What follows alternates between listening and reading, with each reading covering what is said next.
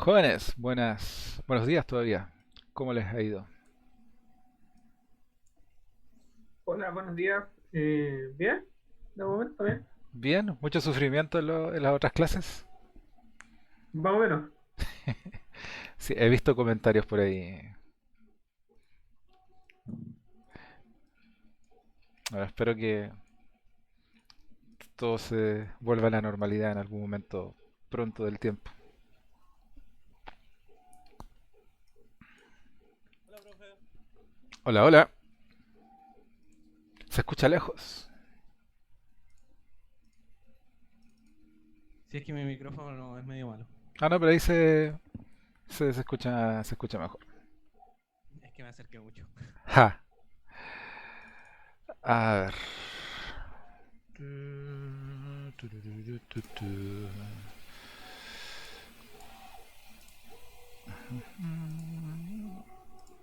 Ya.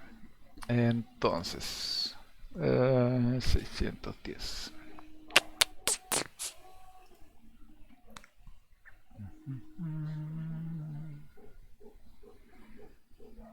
De acuerdo. Ya. Según recuerdo y lo que anoté, les había entregado unas lecturas, ¿cierto? En particular eran tres lecturas, una del Somerville y las otras de otro libro que se llama el Object Primer. Sí, sí, sí. Sí, sí, sí. Bueno, espero que las hayan podido leer, aunque sea a la rápida. ¿Ya? Ahora, sé que eran 50 páginas y todo el tema, que es complicado en este mundo moderno tener tiempo para detenerse y leer. ¿Ya? Pero yo creo que es importante que ustedes que están como en el punto de inflexión, todos ustedes están dando el salto cuántico de programar y hacer cosas súper técnicas, están dando el salto cuántico hacia esta profesión que tiene mucho de humano y que tiene que ver con el hecho de saber conversar y poder a veces extraer información de personas que tal vez no saben mucho de lo que quieren, no lo tienen claro y uno tiene que ser capaz de, como ingeniero de software, de poder sacar la información aunque la gente no quiera o no se dé cuenta. Entonces, es importante que hayan leído lo que les pedí que leyeran para tener la introducción al tema, ¿ya? Porque lo que quiero ver ahora es empezar a conversar con ustedes respecto a ciertas herramientas que se hacen para realizar este proceso, que este proceso se llama la ingeniería de requisitos. Entonces, la ingeniería de requisitos es todo aquello técnico que nosotros hacemos de ingeniería para poder extraer. A mí me gusta la palabra capturar, porque es como capturar, porque es como que las ideas estuvieran en el aire en forma de burbujas y uno va y las va capturando y después las escribe, las transcribe, las implementa, etcétera. ¿Ya? Hay otras personas que les dice elicitar, que es una palabra que tiene una súper mala historia, que se supone que es una mala traducción de una palabra en inglés. Pero a fin de cuentas, llámenlo como quieran, pero en algún momento del tiempo ustedes tienen que ser capaces de extraer, conocer, destilar lo que el usuario quiere, ¿ya? Porque de ahora en adelante es como, es como en Progra. Mira, en Progra yo estoy seguro que la mayoría sufrió con que les entregaban un enunciado para resolver y el enunciado eran puras palabras que decía cosas. No decía nada técnico en el sentido de que mm, no decía, no decía haga una función que reciba dos parámetros y retorne la suma de los parámetros. No decía eso, sino que envolvía todo eso en un esquema textual de un problema lo más parecido al mundo real. Bueno, en Progra los problemas son muy poquito parecidos al mundo real. Pero eso es un poco la ingeniería de software, es tratar de, a partir de esta representación humana del problema o de la descripción humana, tratar de entender lo que se quiere hacer y ser el punto de partida del proceso de software. ¿Ya? Y para eso hay muchas técnicas, muchas cosas que se pueden hacer.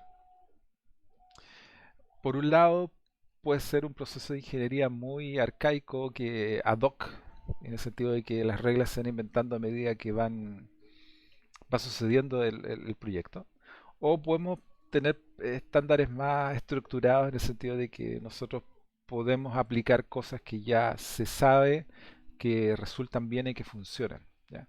Y estoy seguro que en los textos que ustedes leyeron se mencionan muchas cosas que empíricamente con el tiempo se han demostrado que son buenas de tener y de usar y de saber usar. ¿Ya? Pero hoy día les quiero venir a hablar de una cosa que para mí es como el punto de partida y que es una técnica que se usa mucho hoy en día y que es una técnica muy cercana a lo humano. Más que a lo técnico, es una técnica muy cercana a lo humano y que por lo tanto permite que la comunicación entre nosotros que queremos hacer software y la persona que quiere que le hagan el software, esta técnica permite que haya una cercanía. Porque hay técnicas que también vamos a aprender que son más por el extremo técnico y que es difícil que una persona, sin el conocimiento, una persona más normal, eh, pueda ser capaz de darnos retroalimentación o feedback si lo estamos haciendo bien o mal. Lo que vamos a ver hoy día es una técnica muy simple, pero que realmente si nosotros le pasamos esto a una persona normal, lo más seguro es que lo va a entender y va a ser capaz de criticar o conversar o darnos feedback al respecto. ¿Ya? Eso es lo que vamos a hacer hoy. Y PowerPoint. ¿Han escuchado este concepto? Historias de usuario. No, no, nunca. O sea, sí, no. Sí, no. Ya han hablado, han escuchado historias de terror o buenas cosas. Sí, cosas así. Pero no, nada muy muy relacionado al software. Más que... Ah, ya, ok. No, nada relacionado a software, ok. Bueno, mira, entre comillas, me gusta que este grupo, este equipo sea pequeño porque, no sé, me da como más comodidad, me siento más a gusto que con un curso más numeroso, la verdad. Y siento que puedo conversar con ustedes porque de los cursos más numerosos como que es una pared de silencio. En cambio ustedes por lo menos hablan. Ya, entonces, miren,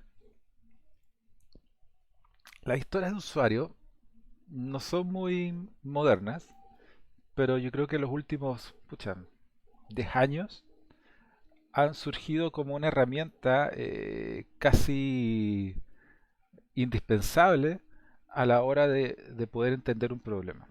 Porque necesito que se pongan en los zapatos de ustedes mismos tal vez en el futuro, que ustedes están empezando un proyecto.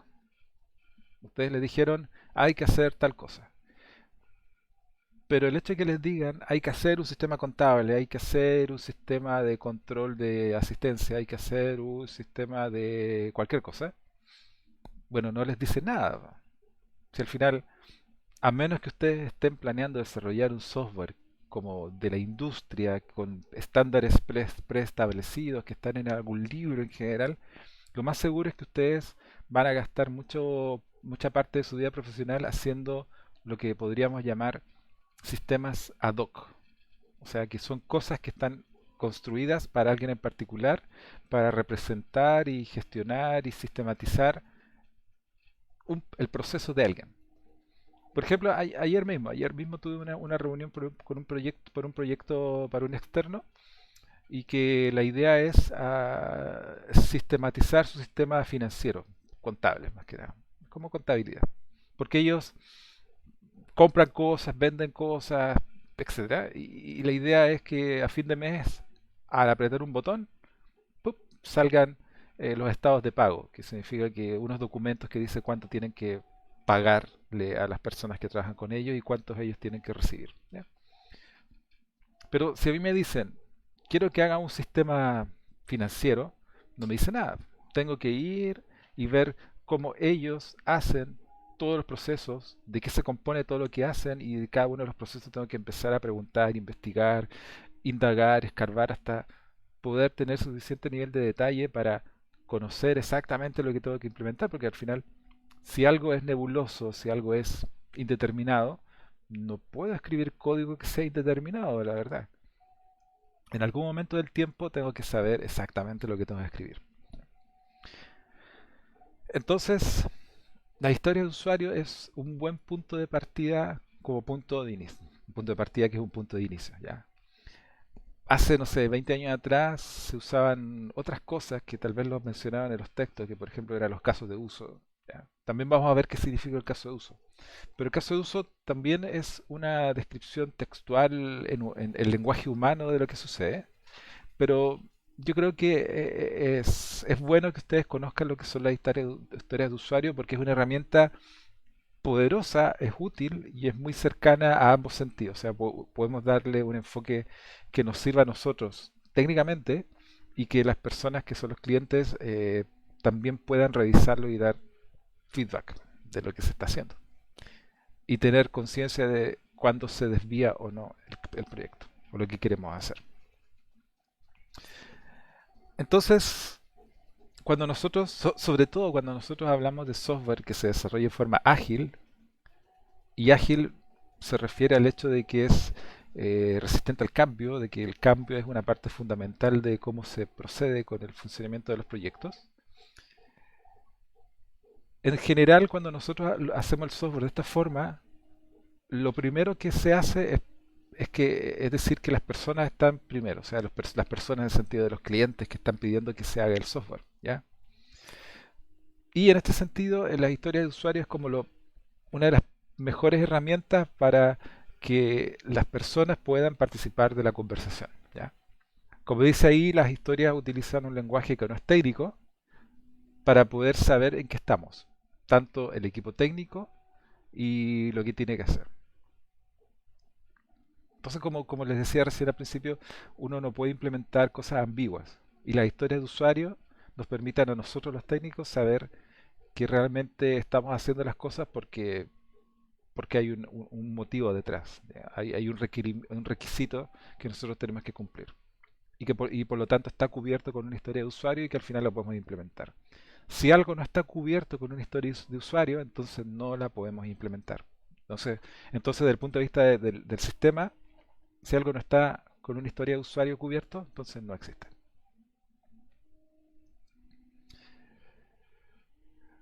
Entonces, en ese sentido, el trabajo que nosotros hacemos está basado en las historias de usuario. Es el punto de partida que, que- que engendra, digamos, todas las tareas que nosotros hacemos en el día a día. ¿Ya?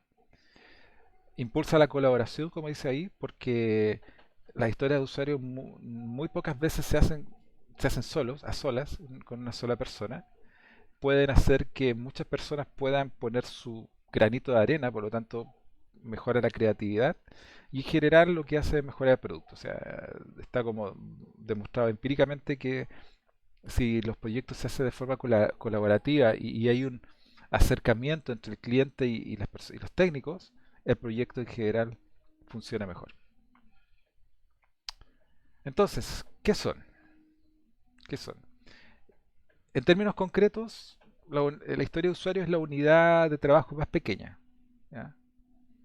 Muchas veces sucede que una historia se descompone en cosas incluso más pequeñas, pero en este punto del tiempo consideramos que una historia de usuario es como la unidad de trabajo más pequeña que nosotros podemos tener en un proyecto que puede ser gigante. O sea, un proyecto puede contener 500 historias de usuario, para que se hagan una idea. ¿Ya? En los proyectos que hacemos en la U generalmente deben ser 50 historias de usuario. ¿Ya? Es un objetivo, o sea, la historia de usuario es un objetivo final, eh, expresada desde la perspectiva del usuario. ¿Ya? Entonces, el usuario quiere hacer tal cosa. Eso es una historia de usuario. ¿Ya?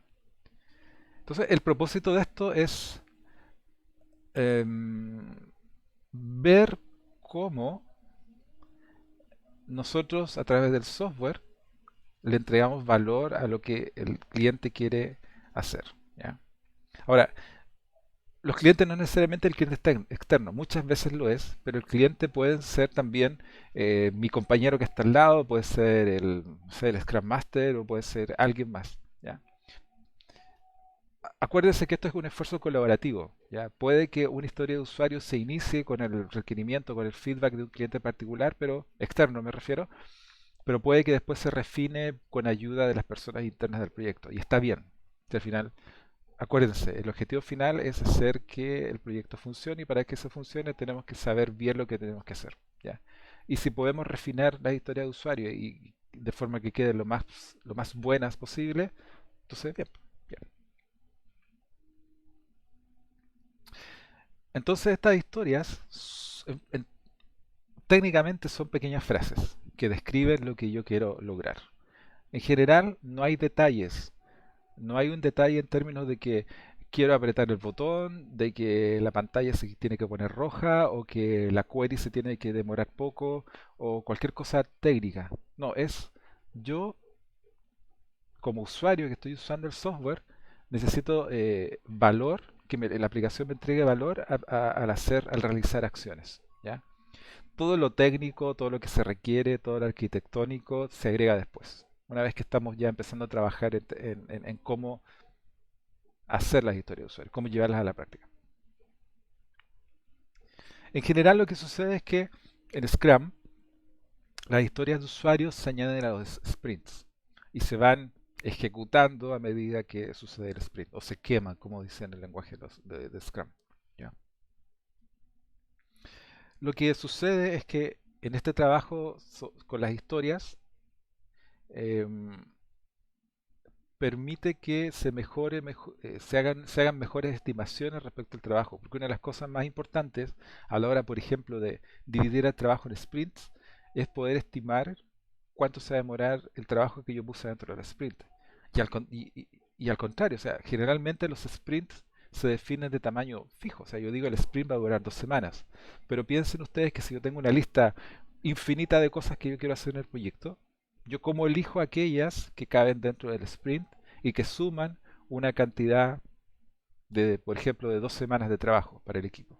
Entonces, si nosotros no somos capaces de estimar el tiempo, menos vamos a poder poner esas unidades de trabajo dentro de los sprints. Entonces, las historias de usuario, en general, me permiten estimar el tiempo, lo que al final conduce a que yo las pueda meter en sprint y pueda saber que me voy a demorar un tiempo fijo en realizar cada uno de los sprints, que al final va a terminar con un entregable que yo puedo entregarle al cliente. ¿Ya?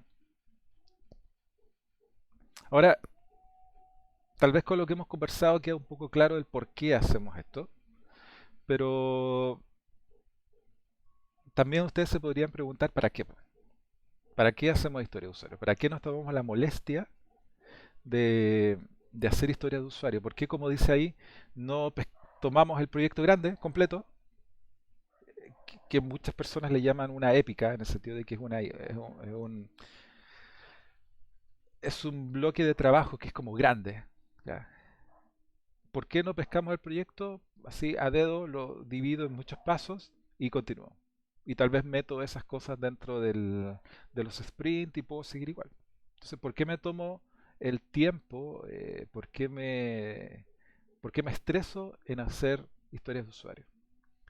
Porque al final de cuentas, la historia de usuario, como dice ahí, dan un contexto y nos permiten saber cuáles son las cosas que le dan valor al usuario.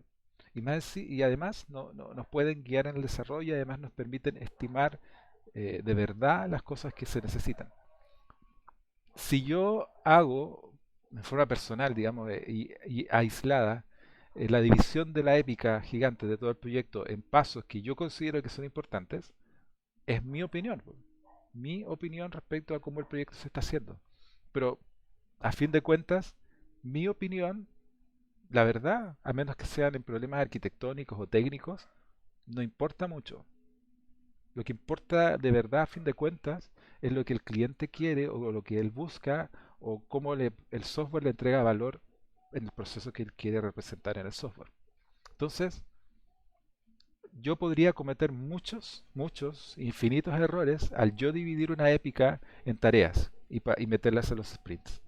Pero si yo hago historias de usuario y le doy al usuario la posibilidad de que él mismo me diga las cosas que le entregan valor, yo disminuyo la posibilidad de error. O sea, no es cero, obviamente, nunca es cero, pero yo puedo hacer que, por lo menos en el plan, en el papel, el software se parezca mucho más a lo que el cliente realmente necesita. Entonces estos cuentos que los usuarios nos cuentan tienen un montón de beneficios. Por un lado, mantienen el foco en el usuario, porque uno, hay que ser honestos, uno como técnico en este tema, muchas veces trata de mantener la pelota en la cancha de lo técnico. ¿Ya? El hecho de decir que lo importante en el proyecto es que la base de datos sea así, que lo importante en el proyecto es que la interfaz de comunicación entre el frontend y backend sea una interfaz REST, que lo importante es que todo sea JSON, lo importante es que, etcétera. ¿Ya? Entonces, muchas veces se pierde la noción de que todo eso que nosotros hablamos técnico, la única razón de ser que tiene es entregarle valor al cliente. ¿Ya? Si nosotros no estaríamos acá si es que un cliente no nos pide cosas. ¿Ya? Entonces, al final, lo técnico es importante, lo técnico es relevante, pero siempre supeditado al hecho de que hay un requerimiento que no es técnico, que es el usuario. ¿Ya? Ahora, del punto de vista del desarrollo del proyecto, las historias de usuario nos permiten que nosotros nos mantengamos atentos a lo que el usuario quiere. Como dice ahí, mantiene el equipo centrado en las tareas que necesitan ser marcadas, ¿ya? Y en resolver las cosas que el usuario necesita que se resuelvan, y no otras. Ahora, no hay que tampoco autoengañarse y pensar que las cosas técnicas no son importantes. O sea, tal vez para implementar una historia se necesita que se haga algo técnico que es muy relevante. Bueno, hay que agregarla en el sprint igual, ¿ya? Pero las cosas técnicas de por sí solas no deberían ser más relevantes que una historia de usuario, que al final es lo que gatilla el hecho de que el software se empiece a construir y que nosotros estemos en el proyecto, en los proyectos. ¿Ya? La historia de usuario permiten la colaboración porque el equipo puede trabajar en conjunto. El equipo me refiero a desarrolladores, los jefes, el cliente en sí, para, para ver cómo los proyectos, cómo las historias satisfacen o entregan valor. ¿Ya? O sea, las historias en general no son un artefacto que lo hace alguien solo encerrado en su cueva escribiendo, ¿no? Son artefactos colaborativos que las personas hacen junto con otras personas. ¿Ya? Es muy raro de que una historia de usuario eh, en toda su vida solamente la haya escrito una sola persona. Puede que parta como un artefacto de una persona, pero en general se refinan y terminan siendo un esfuerzo colaborativo entre todos, incluyendo el cliente. El hecho mismo de que haya muchas personas que metan la mano en la historia de usuario hace que cada persona al final busque la forma de solucionarla y por lo tanto la creatividad aumenta. O sea, ya en una historia de usuario no está la creatividad de una sola persona, sino que de muchas personas. ¿Ya? Entonces, también, y algo que es muy relevante, que muchas veces no se toma en cuenta, pero fíjense que en los proyectos en general, la energía de los equipos muchas veces parte alta, pero a medida que pasa el tiempo la energía baja. Y si estamos hablando de proyectos que no tienen contacto con los clientes, en general, a menos que sea un equipo muy dedicado, muy autogestionado, en general la energía de término del proyecto va a ser menor que la energía con la que partieron. Entonces, es importante que en la duración, durante el proyecto, se puedan tener lo que dice ahí victorias, pequeñas victorias, o sea, cosas que suceden que hacen que los equipos como que recobren la energía inicial, tal vez no toda la energía inicial, pero sí por lo menos parte. Y una de las cosas importantes, aparte por ejemplo de las entregas periódicas, o sea, cuando termino un sprint y yo entrego algo y el cliente dice, sí, está bueno, es una victoria y eso hace que el equipo se sienta bien. ¿Ya? La historia de usuario, eh, cuando se desarrollan también son pequeñas victorias, son cosas que suceden que hacen que el equipo sepa que funciona y que son capaces de enfrentar los problemas. ¿Ya? Y esto fomenta también a que continúen trabajando de esa forma a la velocidad normal de producción del equipo. cuando el equipo se deprime, cuando empiezan a haber problemas o simplemente no hay victorias, lo que sucede es que la velocidad del equipo disminuye. Y en vez de, no sé, atacar dos historias al día, atacan una, o ni siquiera una completa. ¿Ya? Siendo que un equipo podría ser que ese equipo, en su forma, digamos, perfecta, ataque, no sé, tres historias de usuario al día. ¿Ya? Entonces, es importante el impulso. Y yo sé que ustedes también han sufrido esto, o sea, que parten tal vez el año, lo parten súper bien porque vienen de las vacaciones o lo que sea, pero a medida que pasa el año va bajando su motivación, tal vez hay un repunte cuando cambiemos de semestre, pero tal vez no llega tan arriba que cuando venían de las vacaciones y después al final terminan el semestre ya fundidos. Las pequeñas Estresado. victorias, bueno, y estresados. Oigan, a los profes también les pasa, así que no, es verdad. Pero las pequeñas victorias hacen que ese repunte, bueno, suceda. Tal vez ustedes han sentido esos repuntes, no sé, cuando les va mal en una prueba, mal, y de repente ¡pum! Se sacan un 7, imaginémoslo. Entonces hay una pequeña victoria que hace que ustedes sigan, retomen el ímpetu. ¿Ya? Ahora imagínense eso multiplicado por n, y n puede ser un número entre 5 y 10, que normalmente son los equipos de software. Imagínense cómo gestionar eso, o sea, cómo gestionar un equipo que están a la baja. Es complicado, o sea, si ustedes están, y espero que algún día lo estén en el rol de líder de equipo, hay que saber cómo manejar eso. Y una de las cosas principales o más pequeñas que pueden hacer es lograr victorias. Y las victorias pueden ser de todo tipo. Pueden ser victorias simples como implementar una historia de usuario, o puede ser que, por ejemplo, en la revisión, en la reunión diaria, cuando se usa Scrum, lo normal es que cuando alguien termina una tarea dentro de la iteración, hay toda una ceremonia donde uno va a la pizarra y pesca el elemento, lo pesca y lo mueve de la columna de los en progreso y lo mueve a la columna de los terminados, por ejemplo. Y esa es una ceremonia que justamente se hace, una de las razones por las cuales se hace es para seguir manteniendo este ímpetu, para que no decaiga, ¿ya? Porque de verdad, para uno como desarrollador es como glorioso que lo reconozcan públicamente haciendo eso. Entonces, piénselo, utilícelo tal vez en su vida personal y después en su vida profesional. Y las historias de usuarios sirven para eso. El hecho de ir quemándolas, ir terminándolas y diciéndolas que las completé, genera impulso. ¿Ya? Y mantiene impulso. Ahora, en términos concretos, ¿cómo uno hace toda esta cosa que yo les estoy contando, este cuento bonito? ¿Ya? Una vez que uno le escribe, imaginémonos que yo tengo una historia de usuario y la escribí. ¿Ya? Hay que integrarla al flujo de trabajo, o sea, hay que ver cómo ya es parte del proyecto. ¿Ya? En general, la historia la escribe, como dice ahí, el propietario del producto o el gestor del producto o un interesado en el producto y le envía para su revisión. ¿Ya?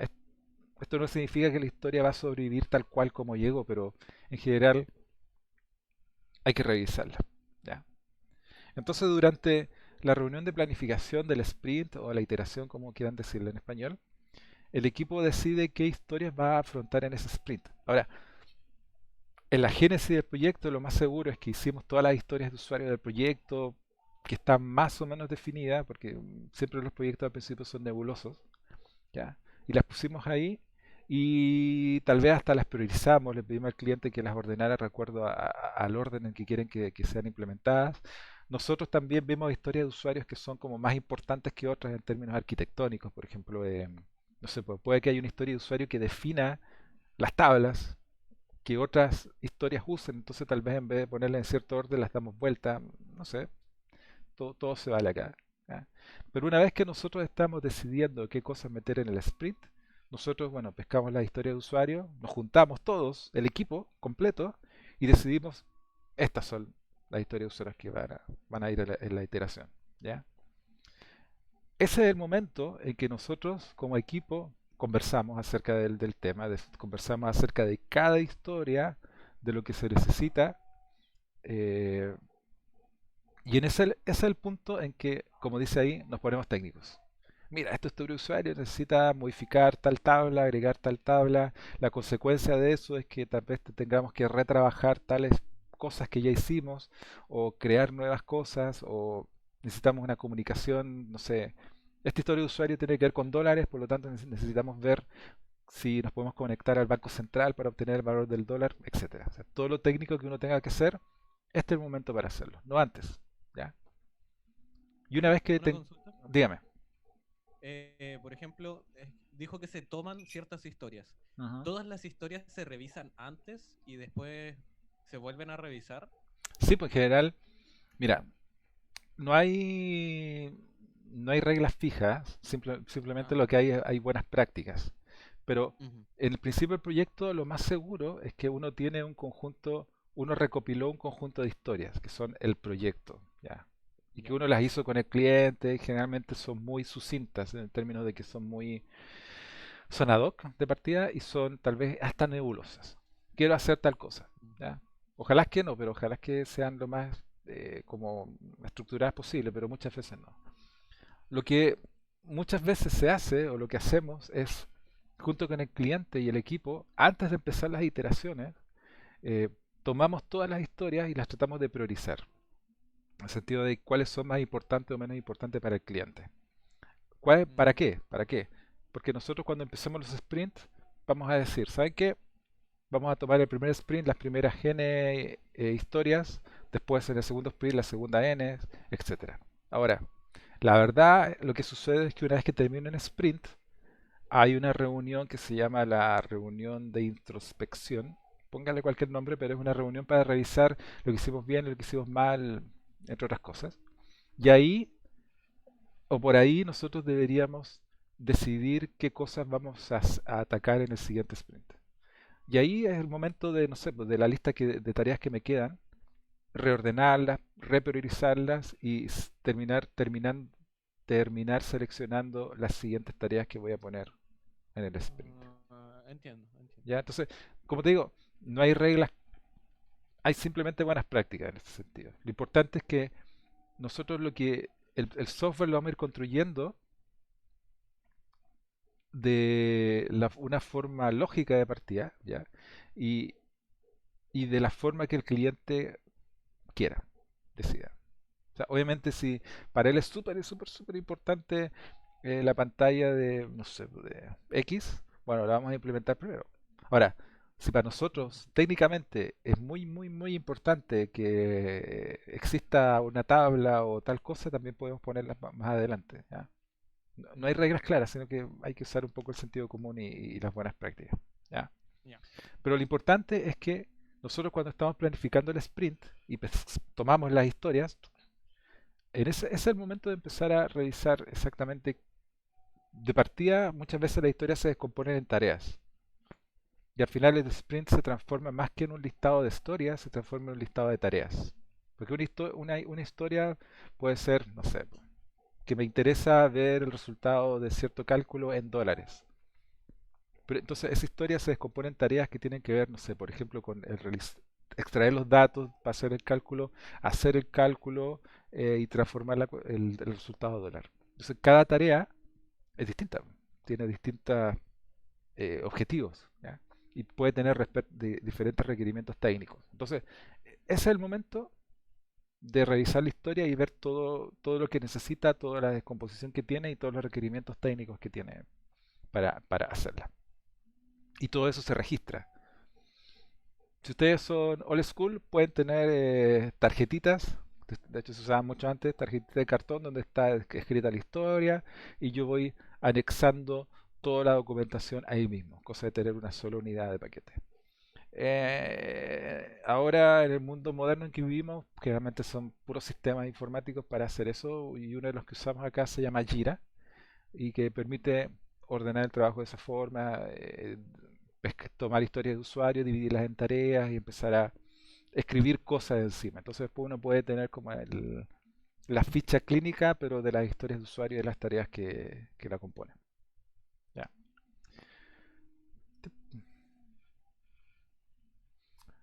Otra cosa que generalmente se hace, bueno, y que es prácticamente obligatorio hacer, es que en algún momento nosotros tenemos que convertir una descripción textual de lo que se quiere hacer en complejidad. o en términos concretos, tiempo. Porque nosotros cuando agregamos cosas a un sprint, tenemos que llenar al sprint hasta que podamos llenar su tiempo. O sea, si son 2 semanas, nosotros no podemos agregar tareas que necesiten 2 meses.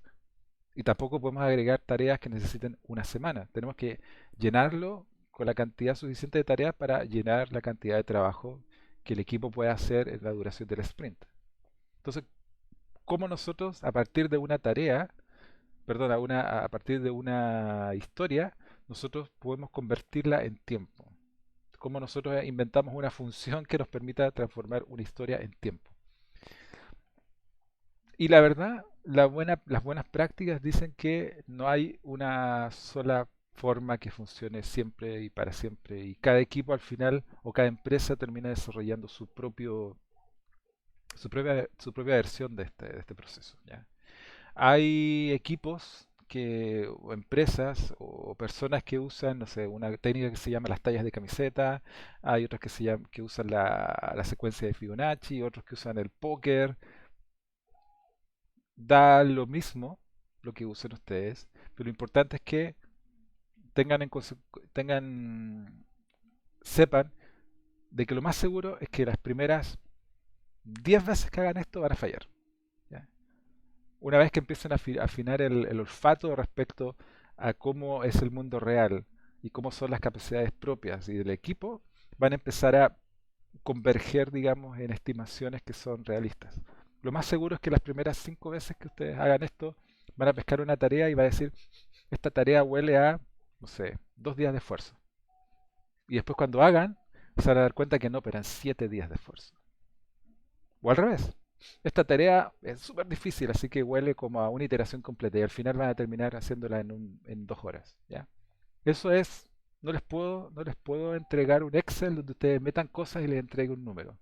Es simplemente una cosa de criterio y de experiencia, ¿ya? Pero técnicas hay. Ahora, técnicas en términos de cómo hacer el proceso, pero una vez que ustedes están metidos dentro de la técnica, en algún momento tienen que dar su opinión al respecto. Y muchas de estas técnicas son colaborativas. Por ejemplo, el póker de planificación que dice ahí es que simplemente nos juntamos todo el equipo, tomamos una historia o una tarea, lo que sea, y la explicamos, y después cada uno, bueno, pesca una carta que es como igual que un póker, ¿ya? Y después todo el mundo vota. Yo opino que esta tarea se demora tanto, yo opino que esta se demora tanto, yo opino que se demora tanto. Y si todos convergen en un mismo tamaño, bueno, ese es el tamaño. Pero si hay mucha diferencia o discrepancia en lo que opinan el resto, todos los miembros del equipo, bueno, ahí se discute, porque lo más seguro es que si hay esa discrepancia en estimación, significa que el problema no se está entendiendo, ¿ya? Porque se asume de que si todos entienden de que hay que hacer X, todos van a estimar más o menos lo mismo. Pero si todo el mundo no está entendiendo X, si algunos entienden X, Y o X', lo que sea, van a haber discrepancias grandes en la estimación. Y al final, casi todas las técnicas de estimación son así. Son esfuerzos conjuntos en que todo el mundo da su opinión y se trata de buscar el consenso respecto a lo que se hace. Hay veces que simplemente si hay diferencia se saca el promedio. Hay veces que si hay diferencia se toma el máximo o el mínimo o etcétera, ¿ya? Pero a fin de cuentas es necesario tener una forma de transformar la definición de las tareas o las historias en tiempo, porque al final, bueno, o en esfuerzo, porque al final eso es lo que me va a decir cuántas de estas historias yo voy a poder poner dentro del sprint, ¿ya? Porque no quiero pasarme. Entonces, como dice ahí abajito, una historia debe ser de un tamaño que pueda completarse en un sprint.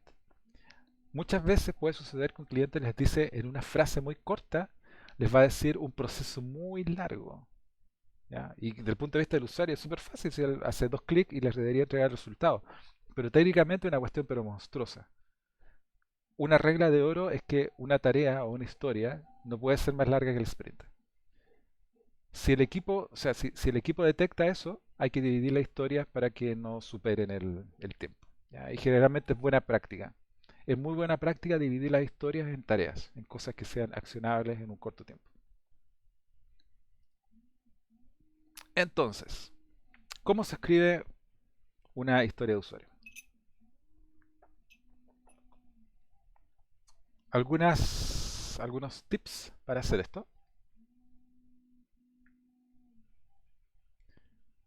Cuando uno escribe una historia de usuario, es muy importante que la historia de usuario incluya una cosa que se llama el hecho, o en inglés el done, o sea, el hecho no, el, el asunto de yo poder decir cuándo el proceso está listo. Y no es el listo a la chilena, porque estoy seguro que ustedes lo han hecho, porque yo también lo han hecho y todo el mundo lo ha hecho, de decir, esa cosa, ¿está lista? Sí, está lista. Ah, pero es que le falta eso. Está listo, pero no valida el root. Oh, está listo, pero cuando ingreso 1, 2, 3 se cae.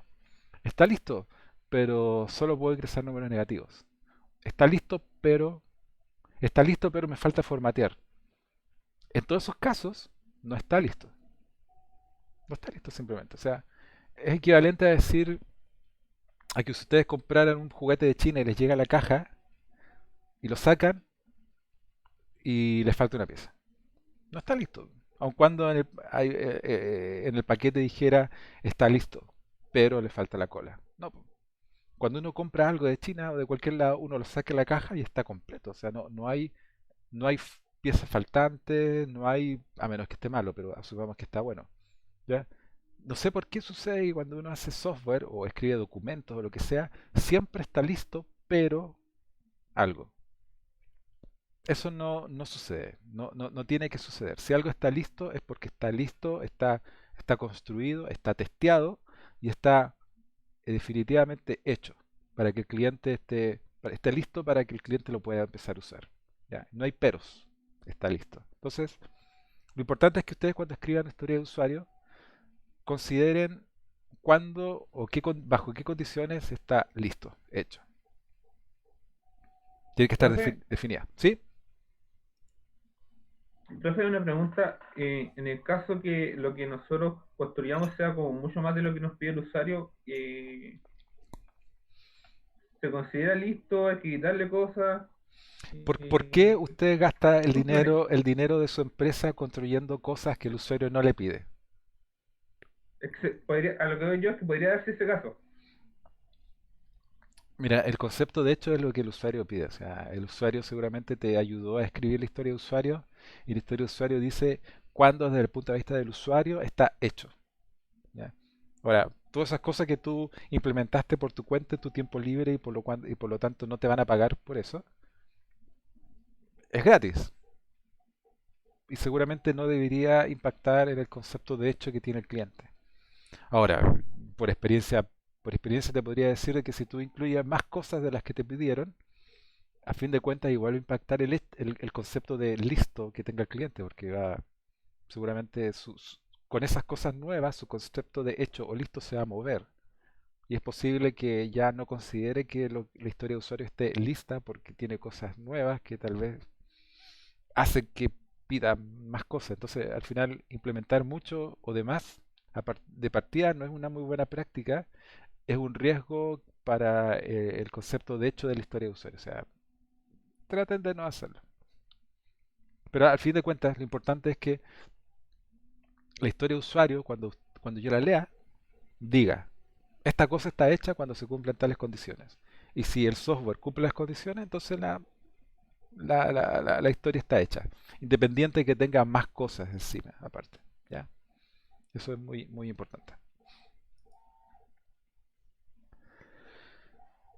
Em, Cuando yo escribo estas tareas, o cuando las trabajo, mejor dicho, es importante que poder tener una forma más o menos clara de cómo se divide en tareas y subtareas.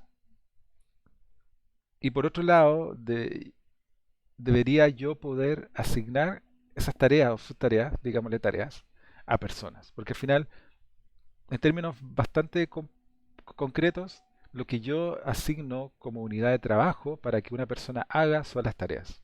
¿Ya? Una historia puede tener muchas subtareas o tareas. Y son esas las que se asignan a las personas. Por ejemplo, la otra cosa que tienen el otro elemento que es parte fundamental de una tarea es los perfiles de usuario. Porque los perfiles de usuario indican qué tareas pueden realizar o qué actividades, qué acciones pueden realizar las personas en los sistemas.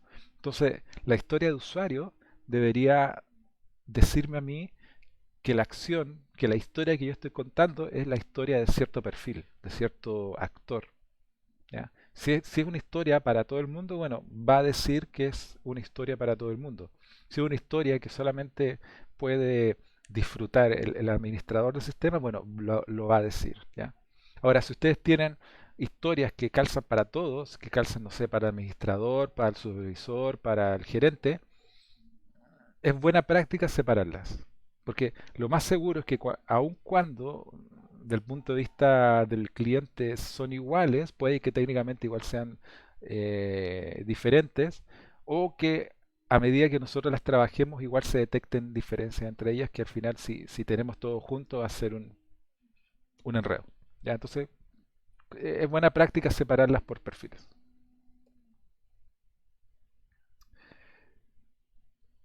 Entonces, también es importante que ustedes cuando estén escribiendo historias de usuario, es normal que hayan procesos que sean grandes, o sea, que sean, que tengan muchos pasos. Por ejemplo, en un sistema contable, no sé, en un lado yo ingreso facturas, en otro lado ingreso boletas, en otro lado ingreso boletas de honorario, en otro lado tengo que ser capaz de generar notas de crédito, etcétera, ¿ya? Ahora, en teoría, yo todo eso lo podría describir con una historia de usuario, ¿ya? Una historia de usuario súper poderosa. Pero es más buena práctica, mejor, que yo, esas historias que son épicas, gigantes, yo separarlas en historias que sean más tratables, más asequibles, más accionables, ¿ya?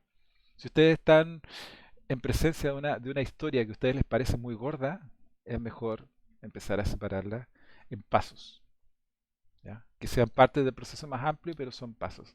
Y traten de documentar eso, o sea, porque eh, creo que se mencionó recién, hay un concepto que no hemos visto y que para mí no es muy interesante que se lo aprendan, pero hay un concepto que se maneja sobre todo en los sistemas como el Jira, que te permiten administrar todo este proceso, un concepto que se llama la épica. La épica es como una historia gigante que involucra todo, incluso puede ser el proyecto completo una épica. O yo un proyecto lo puedo dividir en épicas. Y dentro de la épica yo puedo tener las historias de usuario y dentro de la historia de usuario las tareas. ¿Ya? Entonces, si en algún momento yo me topo con una historia que tiene olor a épica, me conviene dividirla. Porque lo más seguro es que la épica de partida no la voy a poder hacer calzar en una iteración.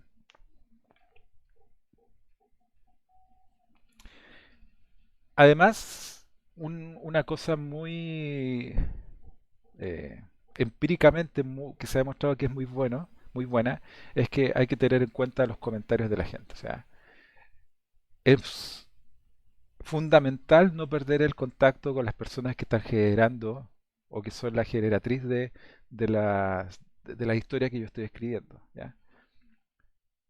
Como dice ahí, no hay necesidad de adivinar las historias cuando puedes obtenerlas de tus clientes. O sea, no. Si yo tengo, y todo el mundo yo creo que ha tenido dudas al escribir software, esto se hace así, se hace así. La relación entre alumno y curso es así o es así. No sé, estos números pueden ser negativos o positivos, el root es con o sin dígito, cualquier cosa. No es necesario adivinar.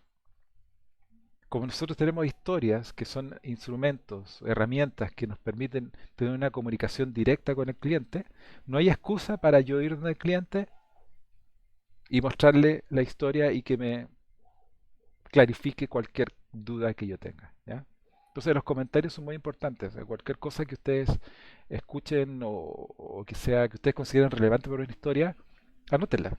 Den vuelta a la historia y la anotan acá. Si están usando un sistema, escriban ahí todos los comentarios que, que reciban. Esto es muy importante porque recuerden que la historia después se usa como insumo para, para meter cosas en los sprints. ¿Ya? Y cualquier cosa que ustedes puedan conocer o recibir cuando están haciendo ese proceso puede afectar, por ejemplo, el hecho de que una historia se divida, no sé, en dos tareas o en cuatro o en 20 y que cada tarea se estime, no sé, no sé cuánto esfuerzo o cuántas horas. Y el tiempo es importante también. Como les decía recién, con lo que han escuchado, ustedes ya pueden adivinar que el tiempo es importante y es delicado. Históricamente, cuando se hacen estimaciones, mucha gente no habla de tiempo, habla de esfuerzo. Hay equipos que hablan de estrellitas en el término de que no sé, esta historia es de una estrella, esta es de tres estrellas, pero a fin de cuentas siempre nosotros terminamos hablando de tiempo porque al final es lo que nos permite meter o no meter cosas en los sprints, ¿ya? Entonces en algún momento tenemos que saber convertir de esfuerzo o de estrellitas o de lo que sea, convertirlo a tiempo, ¿ya? Entonces, cuando nosotros estamos trabajando con las historias es importante de que, como les decía, quepan en un sprint, si no caben, que se dividan, ¿ya? Y eso es lo que dice acá finalmente, ¿ya? Entonces consideren siempre que el tiempo es importante. eh, Aun cuando uno puede escribir una historia de usuario de cualquier forma, uno con el tiempo aprende como por instinto o en forma normal a escribir historias que quepan dentro de una iteración o que sean tratables, ¿ya? Y no escribir épicas porque son interesantes, pero a fin de cuentas lo que uno termina implementando son historias y tareas, ¿ya?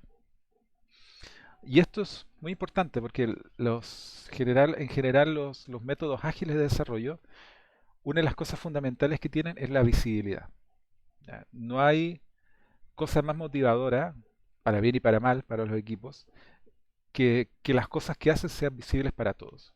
Y es súper común que los equipos de desarrollo ágil tienen en algún lado una pizarra donde está el estado de lo que están haciendo. En términos, lo típico es tener una columna con todas las tareas que se están haciendo en el sprint y que todas parten en la columna del por hacer. Y a la medida que el proyecto avanza o que el sprint avanza, las tareas se van moviendo una a una columna que dice, por ejemplo, hecha. Y podría haber incluso una tercera columna que dice testeada. Entonces, a medida que el sprint va pasando, todas las cosas que están en la primera columna deberían empezar a fluir hacia las siguientes. Ese es un, El backlog. sí pues, el backlog ya sea del proyecto o del sprint, ¿ya? Y créanme que no hay cosa más motivadora para un equipo que, que, que ver cómo sus tareas van fluyendo, van avanzando en el tiempo. Y eso es una herramienta de comunicación, no solamente para el equipo, sino que es para la organización. O sea, el hecho de que la organización vea de que un proceso de software funciona, aun cuando sea monísticamente moviendo cajitas, es interesante porque hasta ahora, hasta antes que se inventaran un poco estos mecanismos, el proceso de software era una caja cerrada donde estaban los nerds trabajando en sus cuevas, escribiendo cosas y no había visibilidad externa. Entonces, se usa mucho el hecho de poner estas pizarras, cosa que las personas que no son del software, que no son del equipo de desarrollo, sino que son, no sé, puede ser el gerente, puede ser la persona de finanzas, puede ser cualquier persona, vean cómo los proyectos transicionan de un estado de no hecho a un estado de hecho. Eso es poderosísimo, ¿ya?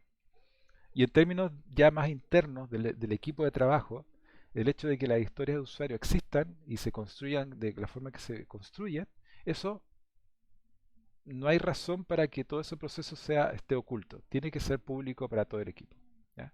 Ahora, el cómo, bueno, depende de lo que estén usando. Pueden, como les decía, pueden ser tarjetas que ustedes escriben por cualquier lado y que después corchetean todas juntas. O pueden usar algún sistema, por ejemplo el Jira o el, no sé, el Baxila o algo. Hay muchas otras alternativas que pueden usar, pero la información es pública. Ese es el resumen de esto, ¿ya? Entonces, rápidamente, en vista del tiempo, veamos algunas historias de usuario. La historia de usuario en general, esto es una buena práctica, pero no necesariamente es cómo tiene que escribirse, ¿ya? Se estructuran de esta forma. Como perfil, yo, porque yo soy el que está escribiendo la historia, quiero hacer algo para, no sé, algo, o por algo, ¿ya? Entonces, fíjense que esa frase tan sucinta eh, engloba todo lo que nosotros necesitamos para hacer algo. O sea, yo sé el perfil de la acción que yo quiero hacer, que yo quiero realizar. Está la acción, o sea, lo que yo quiero hacer. Y el contexto de la acción, el para qué. El para qué. Como perfil dice para quién estamos creando. No es solamente un cargo, sino que el perfil. Por ejemplo, puede ser Max, como dice acá, puede ser Pedro, o puede ser también, puede ser perfil, o sea, puede ser como administrador. Es probable que, como dice ahí, tengamos muchos administradores, pero tal vez hay un solo Max, ¿ya? Y para nosotros al leer esa frase, nosotros empezamos a entender un poco más cómo él trabaja, cómo él funciona, cómo él divide las tareas de su trabajo y que son al final las que nosotros queremos sistematizar a través del software. ¿Ya? Él quiere, o yo como, yo como Max quiero, ahí describo qué es lo que quiero hacer, ¿ya? Y no la función que es mi cargo, ¿ya? Al final, a fin de cuentas, lo que estamos tratando de dilucidar es lo que intenta conseguir, ¿ya? Fíjense que, que- que no hay una cuestión técnica acá, simplemente yo como un simple ser humano quiero lograr una acción con el sistema, ¿ya? Esto, como dice ahí muy claramente, esto no tiene que estar, no tiene que haber nada técnico respecto a la implementación. O sea, yo como Max quiero que el Internet Explorer, bla, bla, bla. No va por ese lado. No tiene que hablar de la base de datos, del servidor web o lo que sea, ¿ya? Es simplemente algo que yo quiero hacer y lograr. Si está describiendo una parte de la interfaz del usuario y no el objetivo, es que está malo. O sea, en general, al escribir historia de usuario, hay mucha flexibilidad, pero una cosa que nos puede llevar a pensar de que una historia de usuario no está bien estructurada es que cuando yo digo quiero, estoy metiendo cosas técnicas. Y una cosa técnica es la interfaz del usuario, ¿ya? Entonces, no debería decir apretar botones o lo que sea, debería decir acciones, otras cosas que yo quiero lograr, ¿ya? Y el para qué es el contexto. ¿Para qué yo estoy haciendo algo dentro del contexto global de lo que estoy haciendo? ¿Ya? ¿Cuál es la ventaja de hacer eso, como dice? ¿Qué es lo que yo gano al hacer eso? ¿Ya? ¿Cuál es el objetivo final de mi acción? ¿Por qué yo necesito ingresar la edad de una persona en formato de palabras? ¿Para qué? Entonces, historias de usuario pueden ser parecidas a esto. Ya, no estoy diciendo que esto es la panacea en historias de usuario ni nada, pero como Max, quiero invitar a mis amigos para que podamos disfrutar de este evento juntos. Entonces, esa simple frase nos dice ya quién quiere hacer qué y bajo qué contexto. Entonces, aun cuando uno podría parecer que una historia de usuario que no tiene ningún sentido, nos puede dar el sentido de la aplicación o cómo queremos que se estructure, ¿ya? Hablamos de disfrutar un evento juntos, significa que tal vez el sistema tenemos que hacer que se encarrile por un lado en vez de por otro, ¿ya? Como Sacha quiero organizar mi trabajo para que pueda sentir que lo tengo todo controlado, ¿ya? También es como lo mismo, es muy humano lo que está diciendo, pero en términos prácticos le da un sentido a cómo nosotros tenemos que enfocar el trabajo, ¿ya? Eh, Como gestor quiero poder comprender el progreso de mis compañeros para poder informar mejor de nuestros éxitos y fracasos, ¿ya? Como gestor, seguramente eso no es un nombre propio, sino que es un cargo. Entonces, nos puede decir que en la aplicación tenemos que tener una estructura de perfiles, tal vez, de cargos. Y cuando nosotros estemos viendo el perfil de cargo, necesitamos proveer a este cargo, a este perfil, alguna manera para que pueda traquear el progreso de sus compañeros, ¿ya? Y proveerle las herramientas para que pueda informar. Entonces, esta estructura obviamente no es obligatoria, eh, pero resulta útil, ¿ya? Cuando ustedes logren capturar toda la información que se requiere, que es lo que hemos hablado hasta ahora, entonces la historia está completa, se puede decir, ¿ya? Ahora, esta estructura no está escrita en piedra en ningún lado. Como les decía, como hemos hablado desde el principio, la ingeniería de software es un asunto empírico, ¿ya? Y empíricamente se ha demostrado que escribir los requisitos del software de esta forma funciona.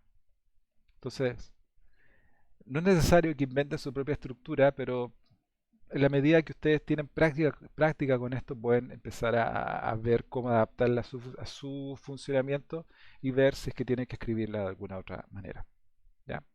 Entonces, en resumen, las historias de usuario describen el por qué y el qué hay detrás del trabajo, ¿ya? A menudo se expresa como un perfil, más lo que se necesita y más el propósito, ¿ya? Entonces, es clave para nosotros entender de dónde viene lo que nosotros estamos construyendo, pero también el por qué.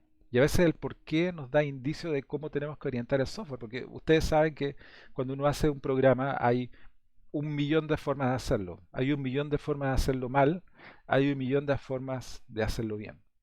Pero de esas un millón buenas, tal vez hay 100 que satisfacen la historia de usuario que yo estoy leyendo. Y si yo empiezo a mezclar toda la historia de usuario juntas, tal vez esas 100 formas de hacerlo bien se van reduciendo cada vez más hasta llegar a una versión del software que realmente satisfaga no solamente el qué, sino que también el contexto, que es el para qué.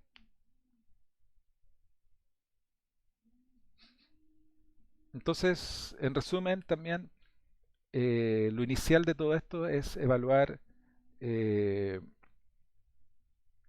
un proyecto. Hay que dividirlo en historias y trabaja con el equipo para ir perfilándolas mejor. O sea, a partir de épicas hay que dividirlas, historias grandes o chicas también hay que empezar a dividirlas, ¿ya? Una vez que las historias sean públicas para todo el equipo, se puede empezar a trabajar, ¿ya? Bueno, este contenido que yo les conversé ha sido respetuosamente rescatado desde el sitio web de Atlassian. Atlassian es una empresa que se dedica a hacer software para varias cosas y en particular es los que fabrican el Jira, que es una herramienta de control del desarrollo de proyectos, ¿ya? Es muy buena, tiene una versión gratis, así que si quieren probarla en sus proyectos también, ¿ya? Entonces, con esto yo espero, nos hemos demorado un buen rato en conversar esto y espero que haya sido interesante para ustedes.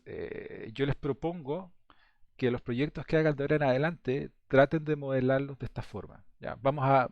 En las próximas reuniones vamos a hablar de otras técnicas que también son complementarias y que es necesario usarlas también, pero como primer enfoque o acercamiento a los problemas, traten de capturar el significado de lo que se quiere lograr en el software mediante historias. Como les decía, son muy fáciles de escribir, ya las vieron. Son un esfuerzo colaborativo, pero nos pueden entregar mucho significado respecto a lo que queremos lograr. Entonces, es una herramienta, agréguenlo a su mochila de conocimiento que todos tenemos, ¿ya? Y aplíquenlo a su proyecto. Ahora, hablando de proyectos, quiero gastar 2 minutos hablando de esto. A partir de la próxima semana estaríamos liberando el proyecto del curso. El próximo viernes nos va a acompañar el ayudante, que a partir del próximo viernes va a empezar como a funcionar como ayudante del curso. Y les vamos a explicar de qué se trata, ¿ya? Debido a que tenemos 5 personas en el curso, me parece bien, está súper bien. Vamos a hacer un solo equipo con los 5 para atacar el proyecto, que es un proyecto relativamente grande y complicado. Así que es importante que estén todos presentes y que todos participen, ¿ya? Entonces la próxima semana vamos a empezar a ver lo del taller y lo del ayudante. Ya jóvenes, ¿alguna consulta? Si no, lo dejamos hasta acá para que disfruten su día viernes y se levanten. No, por mi parte no. Ya, súper. ¿Alguno más? ¿Todos felices? ¿Contentos? No, profe, todo bien. Ya. Ya, ¿Todo pues, bien, profe? ya, pues, chiquillos, los dejo en libertad ahora para que hagan las cosas que tengan que hacer. Y nos estaremos viendo ¿Cuándo es la próxima clase? El lunes. El lunes. Así que el lunes es como si fuera mañana, así que no les voy a dejar tarea para fin de semana. Así que el lunes nos estamos viendo. ¿Ya? Así que cuídense, lávense las manos y nos vemos el lunes. Chao, profe. Nos vemos. Chao, profe. Chao, Hola, chao. profe. Chao.